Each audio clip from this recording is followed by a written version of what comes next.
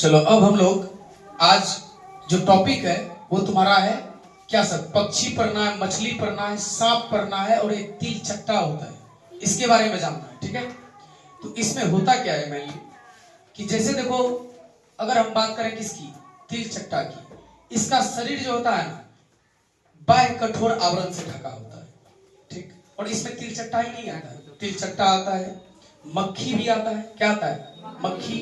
केकड़ा आता है, केकड़ा देखा है? केकड़ा, केकड़ा भी आता है। और ये सब का बाह्य आवरण जो ढका होता है बहुत कठोर टाइप का होता है। बाह्य आवरण कैसा होता है?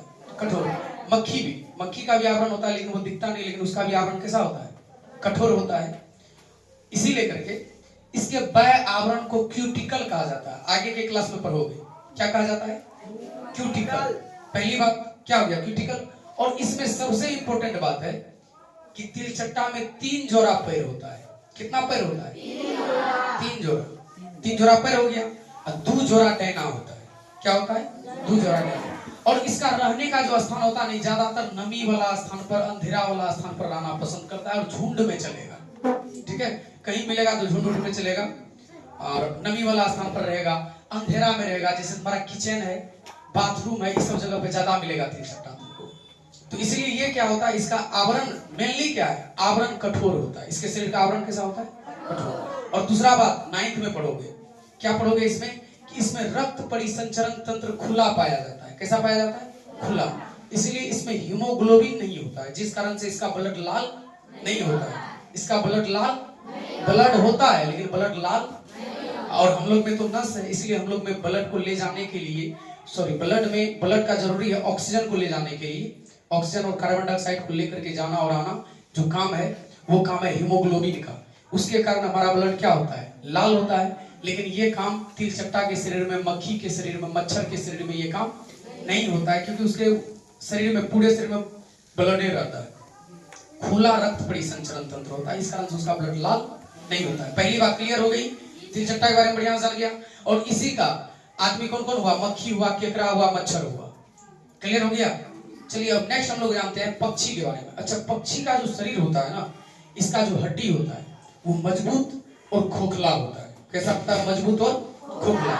इसीलिए इसके शरीर में जो खोखला हड्डी होता है उसमें हवा भरा रहता है, जिस कारण से पक्षी का शरीर हल्का होता है और आसानी से ये क्या होता है? उड़ पाता है। क्या कर पाता है? उड़ पाता है। समझा कि नहीं? अब उसी प्रकार से देखिए, और इसको उड़ने में डैना भी मदद करता है। मछली के बारे में अगर जानोगे तो मछली हमारा है जलीय जीव। कैसा जीव है? जलीय जीव। और मछली का शरीर होता है धरारेखीय। कैसा होता है? नव देखे हो, नव जैसा, नव का आकार, मछली का जैसा आकार वैसा ही किसका आकार? नव का आकार। तो इसको हम लोग बोलते हैं धरारेखीय आकार। कैसा आकार? धरारेखीय। तो मछली जब सांस लेती है पानी के अंदर, सबसे इंपॉर्टेंट बात यहाँ मछली के बारे में यही पढ़ना है कि मछली जो सांस लेती है वो कैसे लेती है। मछली अपने गिल्स के मदद से क्या करती है? सांस लेती है। किसके मदद से? गिल्स के मदद से। और गिल्स में इतना पावर होता है कि वो क्या करता है, पानी में होता है हाइड्रोजन और ऑक्सीजन। पानी में क्या होता है? और बहुत प्रकार के गैस हैं, लेकिन खास करके वो ऑक्सीजन को क्या करता है, पानी में से निकाल करके गिल्स के मदद से उस ऑक्सीजन को अपने सांस के लिए यूज कर लेता है। क्योंकि कोई भी जीव जंतु है तो सांस लेने में उसको क्या चाहिए? ऑक्सीजन, चाहे वो जैसे मिले। तो मछली अपने गिल्स के मदद से क्या करता है? पानी में से ऑक्सीजन लेकर के लेता है। समझेंगे? चलिए अब एक चीज है सांप। क्या है? सांप। सांप का शरीर जो है ना, इसका शरीर में जो मेरुदंड होता है, क्या होता है? मेरुदंड। वो मेरुदंड हम लोग का है ना, हम लोग के मेरुदंड में वर्टेब्रा क्या को होता है? वेरी गुड, 33 को वर्टेब्रा होता है। तो सांप के शरीर में जो मेरुदंड होता है वो मेरुदंड इसका काफी लचीला होता है। कैसा होता है? लचीला। और लचीला होने के कारण इसके शरीर में जो उस मेरुदंड से मांस रहता है लगा हुआ, उस मांस में जो संकुचन और शिथिलन होता है, क्या होता है?